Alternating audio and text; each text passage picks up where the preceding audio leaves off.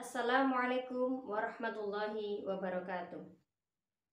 Alhamdulillahilladzi ja'alan nahara ma'asyan wal laila rahatan. Assalatu wassalamu ala nabiyyina Muhammadin sallallahu alaihi wasallam alladzi qad hamalana minadh dhulumat ila nur wa ila siratal mustaqim. A'udzu billahi minasyaitonir rajim. Bismillahirrahmanirrahim. Iqra bismi rabbikal ladzi khalaq. Khalaqal insana min 'alaq. Iqra wa rabbukal akram. Alladzi 'allama bil qalam. 'Allamal insana ma lam ya'lam. Para pemirsa sekalian, dulu ketika kita masih kecil atau beberapa tahun yang lalu, ketika mendengar kata literasi, apakah yang terbayang di dalam pikiran kita? Tentu, kata membaca dan menulislah yang muncul. Karena memang literasi berkaitan dengan membaca dan menulis. Namun, untuk kondisi seperti sekarang ini, apakah yang dimaksud dengan literasi hanyalah kemampuan baca dan menulis? Ternyata tidak. Di dalam Kamus Besar Bahasa Indonesia disebutkan ada 3 artian dalam literasi. Yang pertama adalah kemampuan membaca dan menulis, seperti pemahaman kita di masa lalu. Yang kedua, keterampilan terhadap teknologi, keterampilan terhadap bidang tertentu. Sedangkan yang ketiga adalah kemampuan individu, kemampuan atau keterampilan individu untuk mengolah informasi dan pengetahuan menjadi kecakapan hidup. Dari 3 definisi ini berarti literasi mengalami perkembangan. Nah, sekarang dalam konteks era 4.0 seperti sekarang ini, kira-kira kemampuan literasi apakah yang harus kita punyai sebagai seorang muslim? Salah satu kemampuan literasi yang sangat penting kita kembangkan pada era 4.0 ini untuk menyambut era revolusi industri ini, yaitu adalah kemampuan literasi teknologi, yaitu kemampuan kita untuk mengadaptasi teknologi, memanfaatkannya untuk kepentingan kita demi kemaslahatan kita sendiri dan umat. Para pemirsa yang berbahagia, hal ini harus kita lakukan karena mau tidak mau, teknologilah yang sekarang ini sedang berkembang pesat. Apalagi di masa pandemi seperti sekarang ini.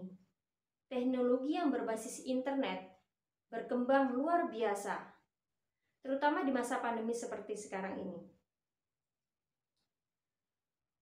Teknologi sudah berkembang sangat pesat, mempengaruhi kita dan anak-anak kita. Setiap bulan atau bahkan setiap hari, perkembangan aplikasi-aplikasi baru selalu ada. Updating aplikasi baru selalu tersedia. Nah, apabila kita tidak mampu menangkap ini, kita akan tergilas oleh kondisi. Sebagai seorang muslim, kita harus selalu melek teknologi. Kenapa? Karena di dalam Al-Quran sendiri, seperti yang saya baca tadi, di dalam surat Al-Alaq ayat 1-5, perintah yang terdapat pada surat itu adalah membaca. Membaca apa? Yaitu membaca apapun yang ada di depan kita untuk kemaslahatan kita. Termasuk diantaranya adalah kemampuan kita untuk melek teknologi seperti itu.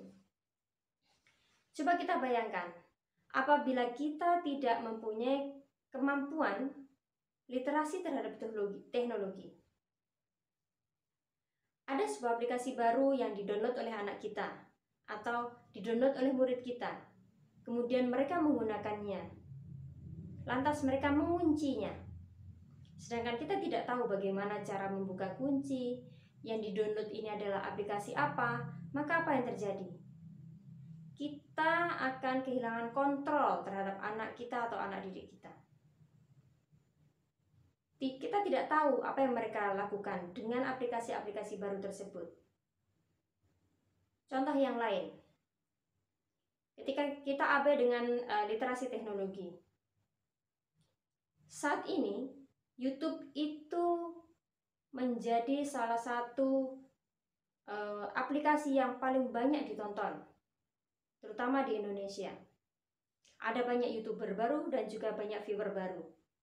Nah, di sela-sela pemutaran video tersebut, pasti ada konten-konten yang lewat yang tidak sesuai dengan syariah.